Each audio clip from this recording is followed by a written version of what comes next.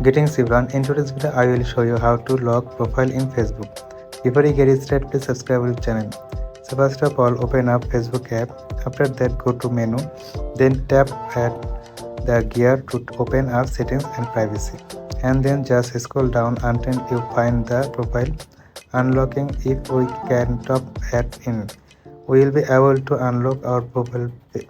When your profile is blocked, only friends will see the photos, posts and stories on your profile. Also, only friend will see your full size profile picture and color photo. However, people is still able to see, search for you and send you friend request.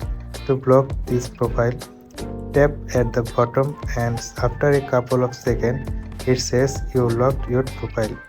That's how you can easily lock your profile in Facebook. This is the video for today. Thanks for watching this.